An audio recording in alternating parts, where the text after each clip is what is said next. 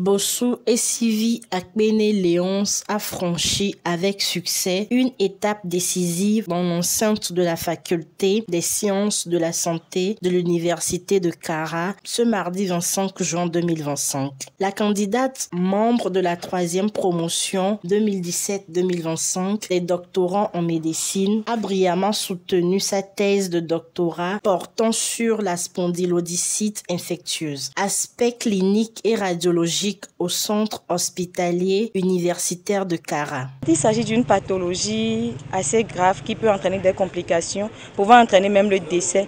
Donc il est important d'évaluer les aspects qui font que les patients consultent généralement tardivement. Et à l'issue de cette étude, nous avons remarqué que la principale cause de retard de consultation était la pauvreté. Les patients consultent tardivement, généralement à un stade avancé où il y a déjà les complications, à type d'impossibilité de marcher, ou même l'infection a déjà avancé jusqu'à entraîner un décès. Donc nous exhortons la population à consulter tôt lorsqu'ils remarquent qu'ils ont des douleurs au niveau du dos. Comme il m'a appelé, ils disent généralement nous avons mal au rein. Et s'ils ont mal au rein, ils ont la fièvre, ou ils remarquent qu'il y a une faiblesse dans leur membre inférieur, c'est-à-dire les pieds, ils doivent consulter tôt pour qu'on s'assure si c'est une spondylodicite ou pas, en vue de les prendre en charge tôt. Après une présentation claire et bien argumentée, le jury, présidé par la professeure Ouzou Mouzou, a déclaré la candidate digne du grade de docteur en médecine, lui attribuant la mention très honorable.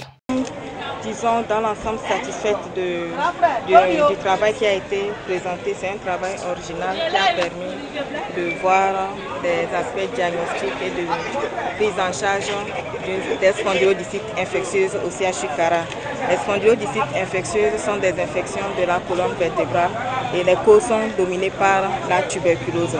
Et quand on parle d'infection, la première cause, c'est l'insuffisance d'hygiène. Et donc nous profitons inviter la population à respecter les règles d'hygiène à tous les niveaux, que ce soit hygiène alimentaire, vestimentaire, environnementale, pour permettre d'éviter ce genre d'infection.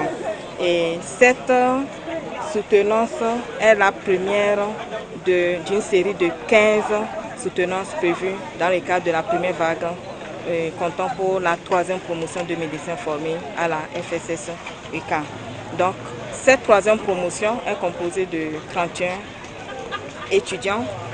Et vous savez que dans notre faculté, l'expérience se fait par vague. Donc, il y a une vague qui passe en juin, la 2e en septembre et la dernière en décembre pour les retardataires. Et dans cette première vague, nous sommes heureux de nous rendre compte que pratiquement la moitié, 15, sont déjà prêts pour présenter leurs documents et obtenir le titre de docteur d'État en médecine. Et à travers cette soutenance, ils deviennent des médecins attitrés et ayant leur diplôme, et cela vient renforcer le système de santé de notre pays et tout particulièrement dans notre région où on a du mal à faire amener les praticiens diplômés.